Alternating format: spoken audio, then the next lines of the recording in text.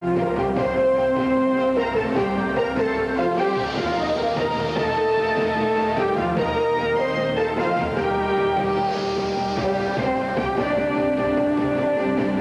morning from New York. I'm Bill Greenwood. And I'm Ned Potter. Kevin Newman is off for a couple of days. In the news of this hour, a unanimous vote to expel Senator Bob Packwood. A key witness takes the fifth at the Simpson trial. Cal Ripken Jr. plays his way into baseball history. And also coming up in this half hour, an inside story of Ruby Ridge and the morning papers. We begin with the top of the news and Bill. Not since the Civil War has a member of the U.S. Senate been expelled by his colleagues. Yesterday, the Senate Ethics Committee voted unanimously to urge the Senate to do just that to Oregon Senator Bob Packwood. And the Finance Committee chairman is fighting back. ABC's Nancy Ambrose has more from Capitol Hill. An angry Senator Packwood denounced the process that resulted in the Ethics Committee recommending that he be expelled from the Senate. Folks, I can't recall when any American citizen has been put through a process close to an inquisition and never had a chance to face his accusers. Never, not once, never had a chance to question them. Right. Packwood said he has no intention of resigning. He said he still hopes there will be public hearings on the charges against him of sexual and official misconduct so that the public can decide his guilt or innocence. Do we think he in any way misled the committee? Do we think that the punishment is justified by trying to get a job for his wife when there was no misconduct involved, no criminal misconduct, and should he be denied his job because he tried to over-eagerly kiss women? But public hearings at this stage seem unlikely. All 6 Ethics Committee members voted to expel Packwood for his illegal actions and improper conduct and for engaging in a pattern of sexual misconduct. One of Packwood's major critics called for his resignation. Senator Barbara Boxer urged every senator to read the committee documents that will be released Thursday. It's shocking, repugnant, and it's worse than we know. Boxer predicted the full Senate will vote within the next 10 days on whether to expel Senator Packwood. Nancy Ambrose, ABC News, Capitol Hill. The Fifth Amendment to the Constitution was in the spotlight at the O.J. Simpson trial yesterday as the now retired detective Mark Fuhrman invoked his right not to incriminate himself. Here's reporter Janet Tamaro. Ms. Coleman in April. This time, the once confident witness looked tense and uncertain as he entered the courtroom. When Mark Fuhrman took the stand out of the presence of the jury, the former LAPD detective did exactly what had been predicted. Was the testimony that you gave at the preliminary hearing in this case completely truthful? I wish to assert my Fifth Amendment privilege. Fuhrman invoked his right not to incriminate himself 2 more times before answering that he would invoke the fifth for every question. If Mark Fuhrman had answered the question, no, I didn't plant that glove, he would have waived his Fifth Amendment privilege as to other questions about planting evidence against criminal suspects.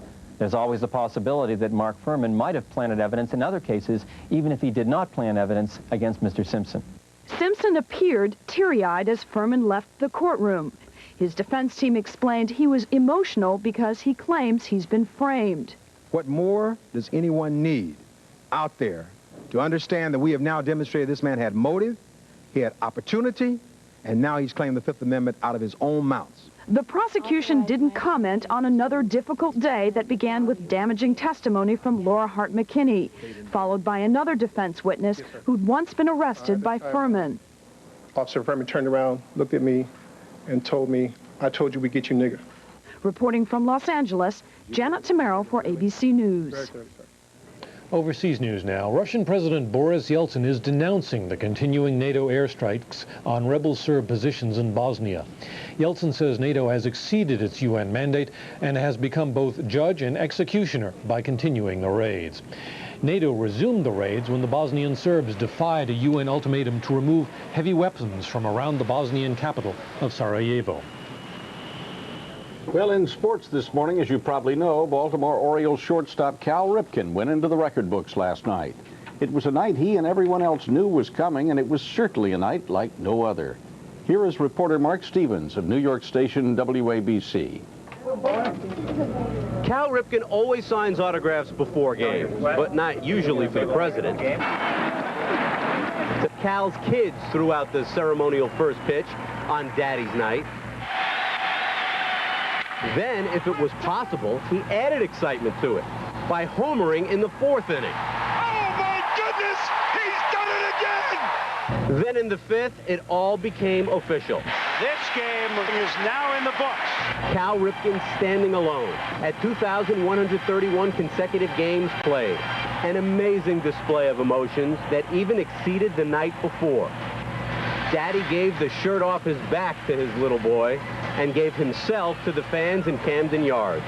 For more than 20 minutes, they stood and cheered. Countless curtain calls. And even a victory lap for baseball's new Iron Man. This wasn't about me chasing Lou Gehrig or trying to become Lou Gehrig. It's just about, you know, who I am and how I approach baseball and how I was taught to approach baseball. Reporting from Baltimore, this is Mark Stevens for ABC News.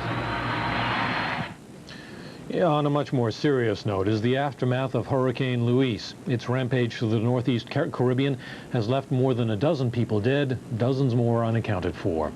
Today, the storm is about 200 miles north of Puerto Rico, its winds still at about 125 miles an hour.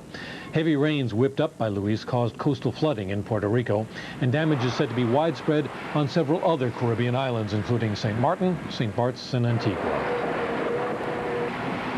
Well, here's the weather forecast for the U.S. today. Sunshine in the west and the plains, scattered thunder showers in the Rockies, heavy rain in the southeast, thunderstorms from Texas to New England. A warm day across the lower part of the nation. Cooler air will be pushing into the nation's middle region. The World News Now National Temperature Index has dropped just a bit to 797 Fahrenheit. Now some local forecasts and a visit to the Hawaiian island of Maui.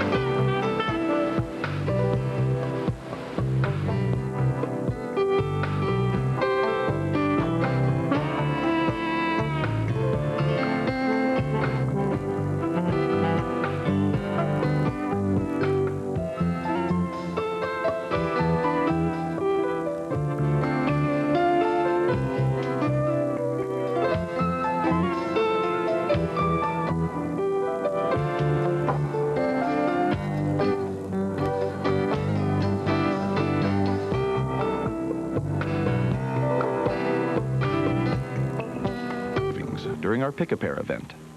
Think low-fat cold cuts taste bland? Try new Lean Supreme cold cuts. One exciting bite will turn you around. Wow, great taste! On how great Lean cold cuts can taste. Eckerd's replaced the fat with robust blends of seasonings. You've never tasted